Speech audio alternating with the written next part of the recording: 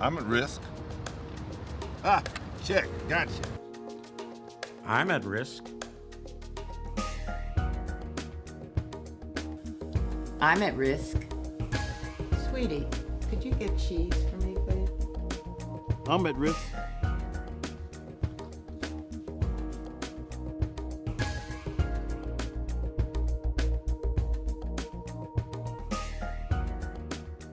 Today, seniors have the advantage of living longer and being in better health than in times past. Advances in medicine have enabled today's seniors to enjoy a healthy, happy sex life. It would seem that today's seniors have the freedom to live their lives to the fullest. But along with that freedom comes responsibility.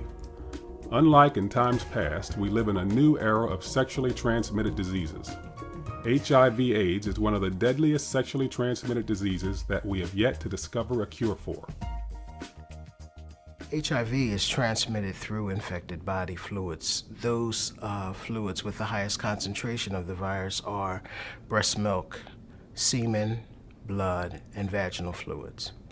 Not transmitted by friendly, casual kisses, casual contact, talking with somebody in a room, sitting down and eating dinner with someone who might have HIV. Those kind of things do not transmit HIV. Seniors are living longer, and as a result, they may find themselves living alone, feeling invisible, isolated and lonely.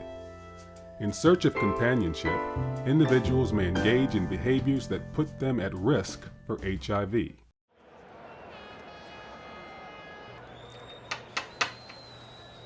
Yeah, just a minute.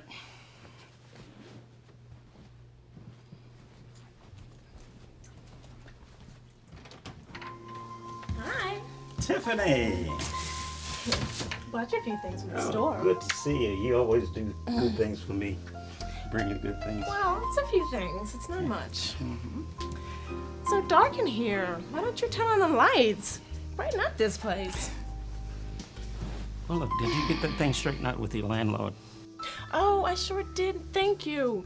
Thank you for helping me out with that. Oh, you know, I don't mind helping you out. You know, you're so good to me, and I don't mind being good to you. You know that. Well, I'm starting to have problems with the phone company now.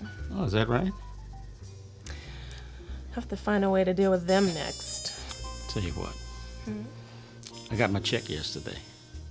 You good to me, and I'm gonna be good to you. And you always make me feel good. Well, in that case, why don't you come along with me?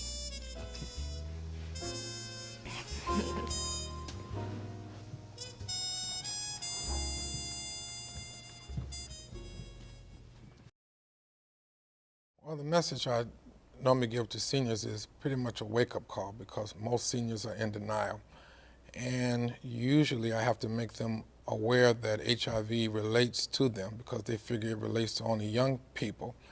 And therefore I have to tie into the activities that they see day to day, such as seniors at the first of the month who live in senior residence. A lot of them have younger people who come and service them, male and female. Here you have some seniors who are lonely, who are depressed, who are looking for companionship, and when they weigh the risks of their loneliness and wanting companionship, it tends to override the risk of AIDS and other sexually transmitted diseases. Many seniors, though healthy and vibrant, find themselves divorced or widowed, and surprisingly back on the dating scene, and involved with people whose sexual history is unknown to them. According to the Centers for Disease Control, sexually active older people are less likely than younger people to use condoms, mainly because they don't see themselves as at risk for HIV. Last week, Italian cuisine. Week before, Japanese. Tonight has just been terrific. You know, it's been a great evening, but I think tonight you outdid yourself. You think so? I really do. Well, it's been a labor of love. I really enjoy preparing for someone who's special and someone I care about. You mean you prepared this meal for someone else? Stop it, kidder. I prepared this just for you. What else did you prepare just for me? We we can relax and talk about it. It works for me.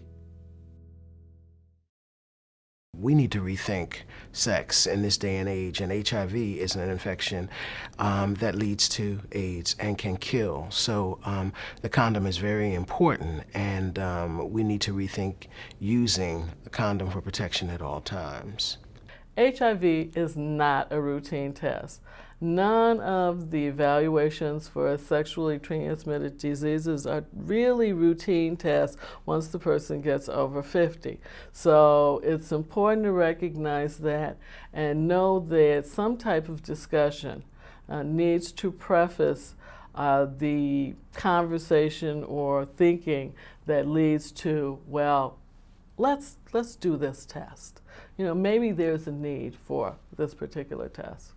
For seniors, I would leave them with the message that for this epidemic, they are probably the key, because for many of the seniors, they can affect their children and grandchildren, and many of them their great-grandchildren. And if the senior population will open up and inform themselves, get tested, and encourage their daughters and sons, granddaughters, grandsons, and great-grands to get tested and to inform themselves and to begin to change their lifestyles, because they as seniors, who we say the older you get, the more difficult it is for you to modify and change your life.